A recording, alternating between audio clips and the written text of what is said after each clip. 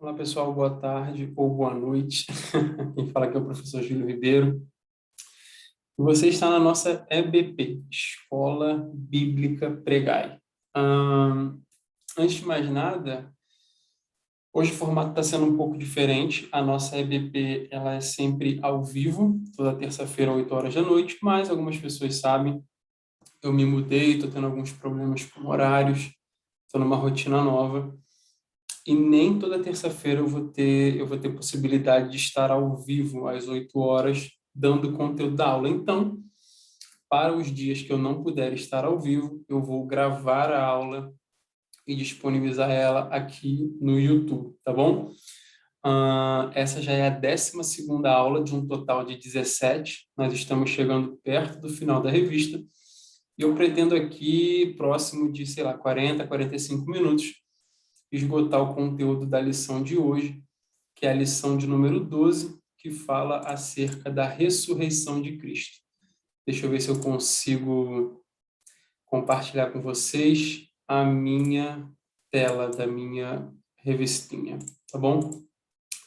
Inclusive, para os que quiserem, eu vou deixar no link aqui na descrição desse vídeo. Consegui. O link para vocês comprarem essa revista. Ela custa R$ 7 na Amazon, se não me falha a memória. E é a revistinha que tem sido a nossa base aqui na EBP. Então, hoje teremos uma aula acerca da ressurreição de Cristo. Provaremos que foi um evento histórico, falaremos sobre a importância desse evento para a nossa fé nos dias de hoje, falaremos das aplicações da ressurreição para nós hoje, os movimentos que negam a ressurreição e muitos outros aspectos. Tá uma lição bem bacana de ser estudada e, sem perder mais tempo, a gente vai adiante, tá? O alvo da lição. O aluno reavivará a grande pressuposição do ministério da igreja até a volta de Cristo, né? Se não há ressurreição de mortos, então Cristo não ressuscitou, então vã é a nossa fé. Se nós negarmos a ressurreição, não há motivos para estarmos aqui neste lugar de comunhão, na igreja, crendo, professando, orando, pregando. Se não há ressurreição de mortos, a nossa fé ela é inútil, tá? E eu já quero avisar que provavelmente vocês vão escutar esse som de furadeira, martelo ao fundo, porque os vizinhos estão em obras aqui, então isso pode acontecer, tá? Vamos lá, pessoal. Aqui tem aquela leitura diária e aqui a gente vai entrar dentro do conteúdo da nossa revista. Então, sem dúvida alguma, a ressurreição de Cristo ocupa o centro da história da redenção.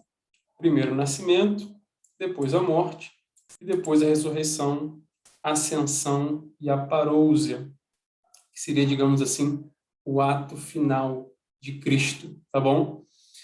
Esses são os 5 eventos que, na visão aqui do comentarista da revista, são os eventos centrais da história da redenção, tá bom? Primeiro, um berço, depois uma cruz, depois um túmulo vazio, depois uma subida ou uma ascensão e, finalmente, uma trombeta. Bom, a ressurreição de Cristo não foi simplesmente um retorno da morte, como, por exemplo, aconteceu com Lázaro e com muitos outros que ressuscitaram ao longo da Bíblia. Se a ressurreição de Jesus se assemelhasse às outras ressurreições que nós temos no Novo Testamento, e até no Antigo Testamento, a filha de Jairo, o filho da viúva de Naim, Dorcas, Lázaro, ele teria se submetido à fraqueza do envelhecimento e, por fim, teria morrido outra vez exatamente como todos os outros. A ressurreição de Jesus tornou-se a primícia de um novo tipo de vida humana. Presta atenção. Uma vida na qual este corpo será aperfeiçoado, não estando mais sujeito à fraqueza, morte ou envelhecimento, mas tornando-se capaz de viver eternamente, né? Ou seja, um corpo que foi revestido da imortalidade. Este é o corpo que Cristo tem hoje. A ressurreição de Jesus não foi sua transformação para um corpo imaterial, mas sua aquisição de um corpo espiritual que podia materializar-se e desmaterializar-se à vontade. Isso é uma das coisas mais interessantes que a gente tem nos dias de hoje, porque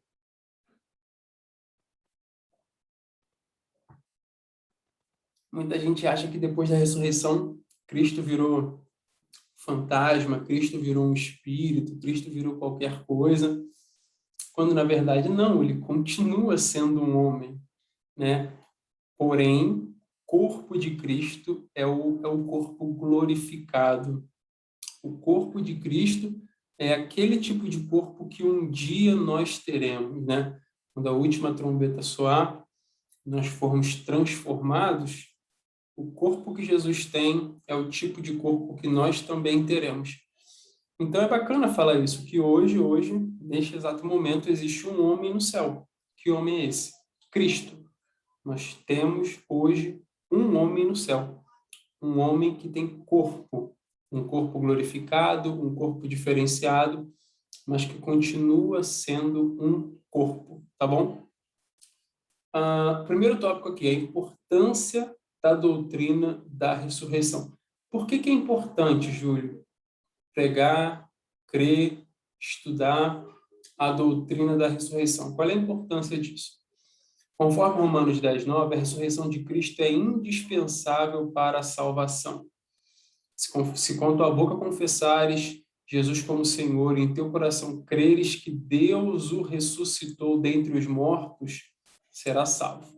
Portanto, vamos considerar alguns pontos essenciais que justificam a importância desta doutrina na vida da igreja. A doutrina da ressurreição, pessoal, como algumas outras, é uma das doutrinas centrais da fé, como, por exemplo, a doutrina da encarnação. Crer que Jesus Cristo veio em carne, né?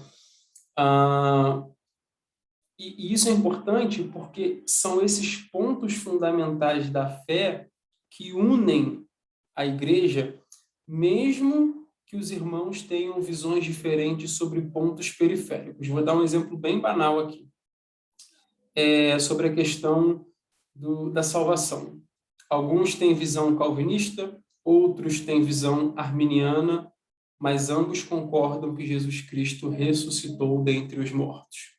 Alguns creem que os dons espirituais são válidos hoje, outros não creem, mas ambos creem que Jesus Cristo ressuscitou dentre os mortos. Alguns creem que um certo tipo de governo é o melhor, outros creem que outro tipo de governo é o melhor para a igreja, o governo da igreja, que eu digo, mas ambos creem que Jesus Cristo ressuscitou dentre os mortos. Então, por mais que a gente tenha divergências em questões periféricas, e aqui de forma alguma eu quero dizer que, por exemplo, a soteriologia é um campo periférico. Claro que não.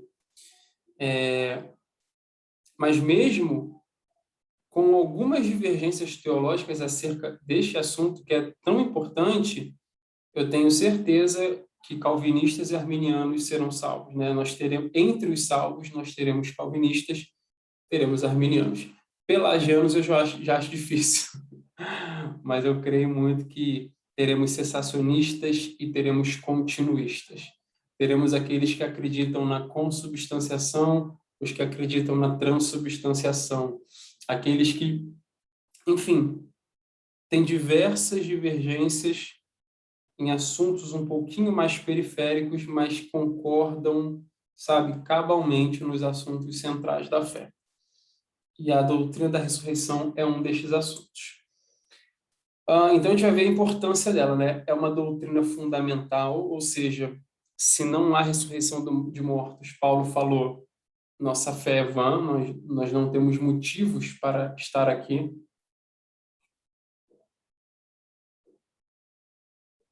Crer que Jesus encarnou é legal, crer que o que ele ensinou é bacana, crer que ele morreu é legal, mas se a gente não crê que ele ressuscitou, nada mais faz sentido. Tópico 2, a importância da doutrina na aplicação da salvação.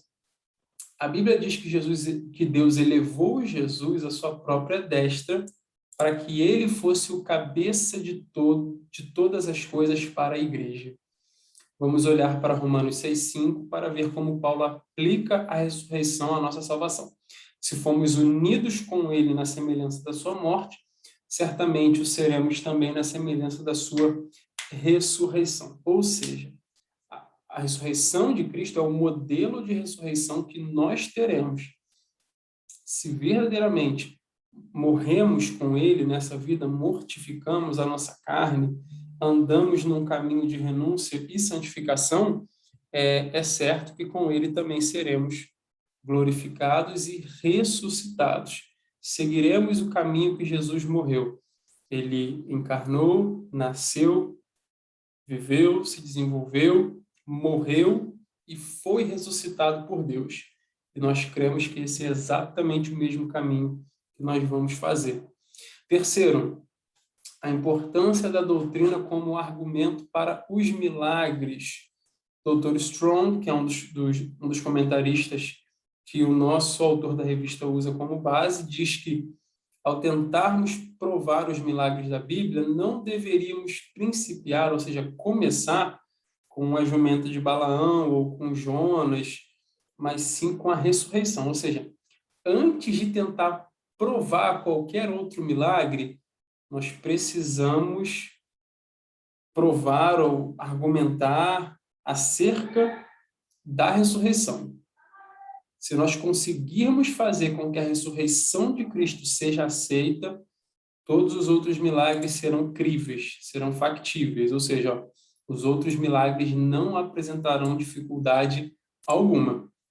Esse último parágrafo que eu não entendi muito bem, costumamos dizer que a aceitação da ressurreição de Cristo e a conversão de Paulo são os dois pilares mais fortes da fé cristã.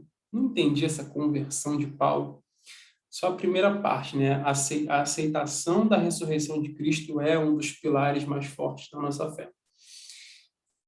E aqui, então, nessa primeira parte, ele termina com os pontos que falam sobre a importância dessa doutrina e inicia no segundo tópico. Se a gente estivesse ao vivo, eu já teria parado e perguntado algumas vezes para vocês se vocês têm dúvida em alguma coisa. Só que a gente pode usar aqui, né, o espaço de comentários do YouTube como um grande fórum. Se surgir qualquer pergunta, deixa nos comentários, porque eu recebo notificações de comentários nos vídeos e certamente vou responder. Deixa um comentário, já se inscreve no canal se você não é inscrito, sabe, finge que eu estou aqui mesmo para responder porque eu estou, mas cedo ou mais tarde eu vou ver o seu comentário e vou vir com a resposta para você. Então, segunda parte, fatos históricos da ressurreição de Cristo. A ressurreição de Cristo foi um fato histórico. Cara, isso aqui é muito importante.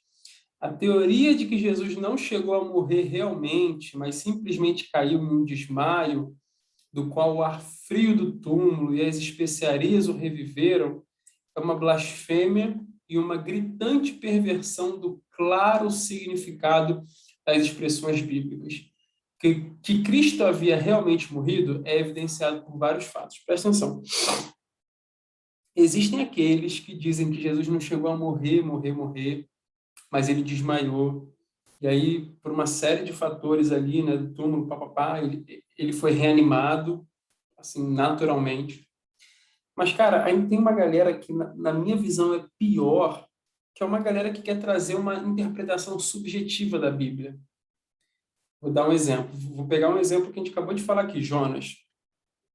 Poxa, Jonas, ele realmente passou 3 dias e 3 noites no ventre do peixe? Não importa. O que importa é a mensagem que está sendo passada. Poxa, os amigos de Daniel realmente foram lançados dentro de uma fornalha e não morreram? Não importa saber se isso é verdade ou se não é verdade. O que importa é entender a moral da história. Isso aí, cara, é uma linha de pensamento subjetiva, relativa, que não está interessada em confirmar a veracidade dos relatos bíblicos, mas ela fica presa à subjetividade, à moralidade dos relatos, que na minha visão também é um baita de um perigo e deve ser super rejeitado, tá bom? E aplicam isso para Jesus. Jesus realmente morreu? Realmente ressuscitou? Não importa. que importa é a mensagem que a Bíblia está passando. Ah, para de palhaçada. A gente sabe que a morte e a ressurreição de Cristo foram eventos históricos, ou seja, de fato aconteceram. Assim nós cremos. E aqui existem algumas evidências para provar por que é que de fato aconteceu. Ó, o centurião e os soldados o declararam morto. As mulheres vieram esperando ungir um corpo de um morto. Sangue e água fluíram do corte em seu lado. A respeito desse fato, diz Evans, que também é um dos comentaristas usados. Ó, fisiologistas e médicos concordam que tal condição dos órgãos vitais, inclusive o coração, impede a possibilidade de um simples desmaio e prova a morte. O próprio Cristo declarou: estive morto, mas eis que estou vivo pelos séculos dos séculos e tenho as chaves da morte e do inferno. Está lá em Apocalipse 1:18. No que acabamos de dizer, nada melhor do que o argumento do testemunho. Mulheres e homens que atestaram a ressurreição de Jesus e o próprio Jesus, no livro de Apocalipse, confirmando que havia morrido.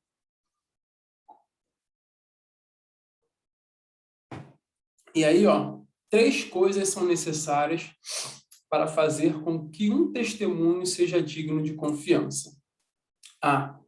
As testemunhas têm que ser competentes, ou seja, elas precisam ser testemunhas oculares. B. As testemunhas têm que ser em número suficiente. E C. As testemunhas têm que ter uma boa reputação, não podem ser duvidáveis. E nos relatos da morte, da ressurreição de Cristo, se não me falha a memória, inclusive na questão da ascensão, no relato da ascensão, no começo do livro de Atos, fala que a ascensão de Cristo foi presenciada por 500 pessoas. Ou seja, haviam testemunhas mais do que suficientes para comprovar que Cristo estava realmente ali, foi assunto aos céus, tá? E a gente termina aqui, ó, com lições, não, acho que ainda tem aplicações. Lições práticas da ressurreição. Não, exatamente agora. Não queremos que este assunto fique apenas no campo das especulações teológicas. O nosso propósito no estudo desta doutrina é que cada cristão aproprie-se dela para a prática da sua vida cristã e da sua espiritualidade. Paulo diz: para que, como Cristo foi ressuscitado dentre os mortos pela glória do Pai, assim também andemos nós em novidade de vida, tá bom? Vejamos, então, as lições práticas que podemos tirar da ressurreição de Cristo para nós. Primeiro, a ressurreição de Cristo garante a ressurreição dos mortos, ou seja, a ressurreição é real, ela acontece, tá? Deus, ele tem poder de ressuscitar pessoas. A ressurreição de Cristo é o alicerce de nossa fé e de nossa pregação, é a base. Se nós não acreditamos na ressurreição, estamos certamente adorando ao Deus errado. A ressurreição de Cristo estimula a nossa esperança, e aqui eu tenho que contribuir com um pouco do entendimento de grego, né, que eu tenho, que é quase zero, mas normalmente eu pesquiso uma palavrinha ou outra, e Paulo, ele usa muito o termo esperança em suas cartas. Só que esperança, no nosso conceito, é diferente da esperança no conceito de Paulo. Eu sempre gosto de trazer um exemplo assim. Você imagina, você vai né, visita alguém, ô, fulano, tudo bom? Tudo bom? Você é de onde? Ah, eu sou da Bahia, sou do Nordeste. Normalmente acontece isso, eu moro aqui no Sudeste, né? E aí fala, pô, você gostaria de voltar para sua terra um dia? Sim, sim, sim. Tem esperança que um dia eu vou voltar. Quando o camarada fala assim, tem esperança que vai acontecer, aquilo ali não é uma certeza. O cara, ele tem uma expectativa que pode acontecer ou não. Tem esperança que um dia vai dar certo, né? Mas aquilo ali não é uma certeza. O nosso conceito de esperança aqui no Brasil, no português, ele traz consigo um certo tom de dúvida. Não é uma certeza. Se eu tenho esperança de alguma coisa, eu não tenho certeza. Agora, no termo grego que Paulo usava, não há vestígio de dúvida. Então, na verdade, quando nós dizemos esperança, é uma certeza futura. Não é algo que pode acontecer, pode não acontecer. Não é esse o sentido da palavra grega que Paulo usa nos seus textos que falam sobre esperança, tá? Inclusive tem um que fala assim, e a perseverança, e a aprovação perseverança, a perseverança produz esperança, e a esperança não traz confusão. Eu acho que é Romanos capítulo 5, depois vocês dão uma olhada lá. Porque o amor de Cristo está derramado no nosso coração pelo Espírito Santo, blá, blá, blá, eu não lembro direito. Mas, assim, o conceito paulino de esperança é uma certeza futura, é certeza de que algo vai acontecer. E a ressurreição de Cristo, então, estimula a minha esperança. Eu tenho esperança de que um dia serei como Ele. Ou seja, não é uma questão de, pode ser que eu seja, pode ser que... Não, eu tenho certeza, pela fé, que um dia serei como Ele, assim como todos os crentes em todos os tempos, em todos os lugares.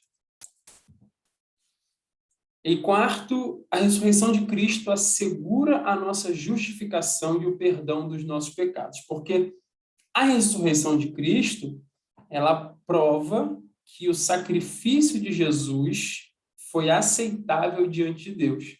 Como é que Deus prova que ele aceitou o preço pago por Cristo na cruz, ressuscitando Cristo dos mortos? A ressurreição é um indício, é uma evidência de que a obra redentora de Cristo foi perfeita, foi completa, e de que ele conseguiu satisfazer a justiça, a ira santa de Deus. Então, porque Deus trouxe Jesus de volta dos mortos, eu sei que ele pagou plenamente o preço pelos meus pecados. E isso é uma segurança do nosso perdão, né? Perdão que recebemos. Concluímos aqui, o cristianismo está baseado no evangelho da ressurreição de Jesus de Nazaré, porque nesse acontecimento, Deus vindicou a reivindicação de Jesus de ser o representante primordial de seu reino vindouro. O cristianismo não poderia ter começado se a crucificação tivesse sido o fim absoluto de Jesus. A causa de Jesus teria perecido junto com ele. Ao ressuscitar Jesus dos mortos, Deus elevou a causa pelo qual ele viveu e morreu, ao mais alto poder na história da salvação. A Igreja de Jesus Cristo entrou nesse ponto como uma criação do Espírito para anunciar a erupção escatológica na forma de vida nova e isenta de morte, que Jesus herdou por meio da ressurreição. A ressurreição é um fato histórico, sem precedentes, sem dúvidas, e é a nossa segurança. Ela é a base, o fundamento da nossa fé. É na ressurreição de Cristo que nós nos apegamos. Se Deus o ressuscitou dentre os mortos, ele aceitou, então, a obra expiatória de Jesus, e isso me dá um parâmetro daquilo que vai acontecer comigo futuramente. O meu corpo será revestido, transformado, e, conforme diz, eu acho que é João que diz em uma das suas cartas, nós o veremos assim como ele é. Nosso corpo será transformado, nós seremos semelhantes a ele, para que se cumpra aquela palavra, né, que diz que ele seria o primogênito da criação, o cabeça de uma nova raça, o primeiro entre muitos irmãos. Ele é o primeiro, ele inaugura uma nova raça, ele inaugura uma nova criação, ele cria um novo povo a partir da sua obra, morte e ressurreição, tá bom? Semana que vem, muito provavelmente, estaremos online, terça-feira, 8 horas da noite, e esse aqui será o tema da aula da semana que vem. Ah, eu espero que vocês tenham gostado dessa aula. Ela foi um pouquinho mais breve, porque quando a gente está ao vivo, normalmente a gente tem uma interação, as pessoas perguntam, abrem o microfone. Mas, enfim, não quero deixar a peteca cair. A EBP é muito importante para mim. Eu quero terminar essa revista e nós vamos terminar essa revista. Então, sabe, deixa uma curtida aí, deixe seu comentário, se inscreva no nosso canal. Eu particularmente, estou batalhando muito para fazer o nosso canal do YouTube acontecer, vingar de fato. E essa é a lição 12 da nossa Escola Bíblica Pregai. Quem fala aqui é o professor Júlio Ribeiro. Um grande abraço.